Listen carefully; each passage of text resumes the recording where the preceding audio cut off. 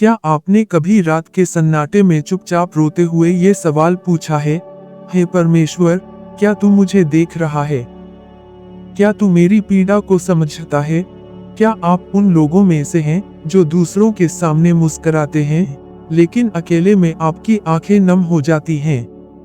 क्या आपके आंसू ऐसे हैं जिन्हें दुनिया नहीं देखती, लेकिन आपके अंदर का दर्द हर क्षण आपको तोड़ता है? आज हम इसी विषय पर बात करेंगे, हमारे आंसुओं का अर्थ। हम जानेंगे कि क्या सचमुच परमेश्वर हमारे रोने को सुनता है, क्या उसे हमारी पीड़ा की चिंता है, और क्या हमारे आंसू व्यर्थ चले जाते हैं या किसी दिव्य उद्देश्य का हिस्सा होते हैं। बाइबल हमें सिखाती है कि आंसू केवल पानी की बूंदें नहीं हैं, वे आत्मा की भाषा हैं। वे उस गहराई से निकलते हैं जहां शब्द खत्म हो जाते हैं। जब मनुष्य का मन इतनी वेदना से भर जाता है कि वह बोल नहीं पाता, तब उसकी आत्मा रोती है। और उस समय, हाँ, ठीक उसी समय, परमेश्वर ध्यान से सुन रहा होता है।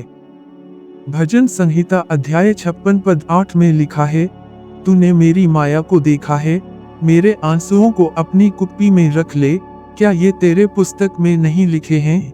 जरा सोचिए, यह कितना अनमोल है कि सृष्टिकर्ता स्वयं हमारे हर आंसू को संभाल कर रखता है।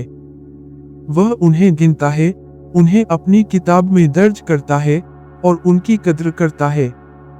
यह कोई भावुक कल्पना नहीं, यह बाइबल का जीवंत सत्य है। मुझे अपने बचपन का एक दृश्य याद आता है, जब मैं अकेला रोता था और माँ रसोई में काम करते हुए अचानक मेरे पास आ जाती थी। मैंने उन्हें नहीं बुलाया था, पर उन्होंने मेरे आंसू की आहट सुन ली थी। अगर एक सांसारिक माँ अपने बच्चे के आंसुओं को समझ सकती है, तो क्या हमारा स्वर्गीय पिता जो हमें अपनी ही प्रतिमा में रचा है, वह हमें नहीं समझेगा?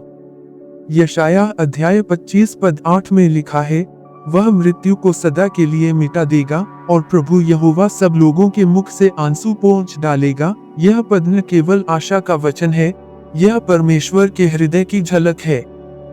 वह दूर बैठा राजा नहीं है, वह पास बैठा पिता है जो हमारी आंखों से बहते आंसुओं को अपने हाथों से पोंछता है। बाइबल में एक स्त्री का उल्लेख मिलता है, हन्ना। हन्ना बाझ थी, समाज की नजरों में तुच्छ और अपने ही घर में तिरस्कृत। उसने मंदिर में जाकर जो प्रार्थना की, वह शब्दों से नहीं, आंसुओं से थी।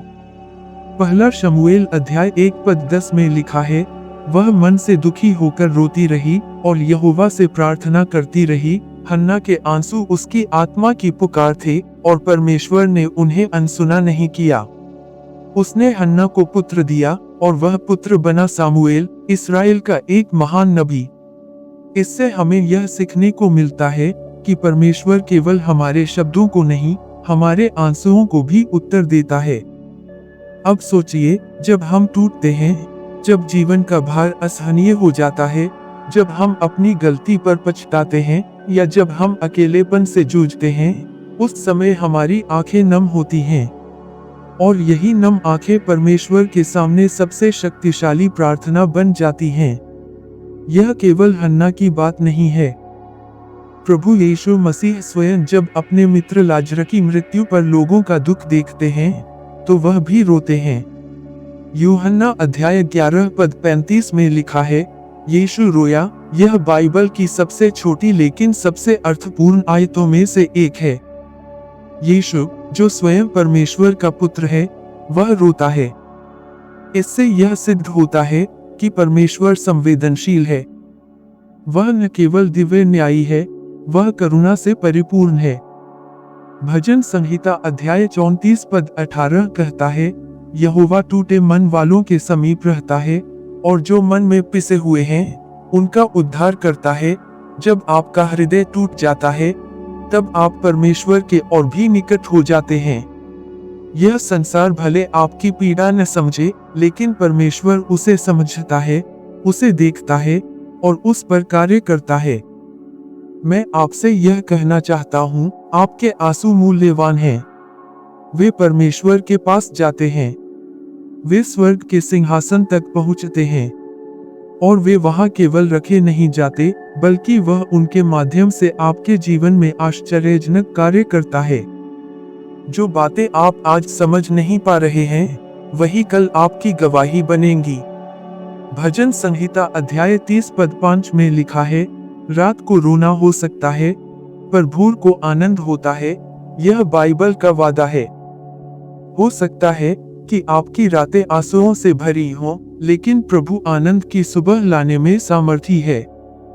वह आपके आंसू को मुस्कान में, आपके रोने को स्तुति में और आपकी पीड़ा को उद्देश्य में बदल सकता है। मुझे नहीं पता आप इस समय किन परिस्थितियों से गुजर रहे हैं। हो सकता है आप अपने जीवन की सबसे अंधेरी घाटी में हो सकता है आपके अपने ही आप को नहीं समझते, हो सकता है आप खुद से थक चुके हों। लेकिन एक बात मैं पूरे विश्वास के साथ कह सकता हूँ, परमेश्वर आपको नहीं भूला है। उसने हर उस आंसू को देखा है जो आप दूसरों से छुपा कर रोए हैं। अब आइए हम सब मिलकर प्रार्थना करें।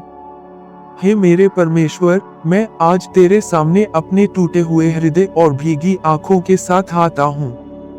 तू जानता है कि मेरे जीवन में कितनी बार मैंने चुपचाप रोया है, कितनी बार मेरी आत्मा ने तेरे सामने कराह उठी है। भजन संहिता अध्याय 34 पद 18 कहता है कि तू टूटे मन वालों के समीप रहता है। मैं जानता हूँ कि तू आज मेरे पास है। तूने मेरे हर आंसू को देखा है, हर घाव को महसूस किया है और मेरी हर पुकार को सुना है। हे प्रभु, मुझे शक्ति दे कि मैं अपने आंसुओं को तेरे चरणों पर रख सकूं। मुझे विश्वास दे कि तू मेरे दुख को आनंद में बदलेगा और मेरे रोने को स्तुति में बदल देगा। मैं जानता हूँ कि रात के बाद भोर आती है और आंसुओं के बाद ताजगी आती है। तू ही मेरी आशा है, मेरा सहारा है और मेरी शांति है। हे यीशु, मेरे साथ रह। मुझे अपनी गोद में छुपा ले और मेरे चेहरे से हर आंसू पोंछ दे। मुझे वो शांति दे जो संसार नहीं दे सकता। मैं तेरे प्रेम में विश्राम पाता हूँ। तेरे पवित्र नाम में मैं यह प्रार्थना करता हूँ। आमीन।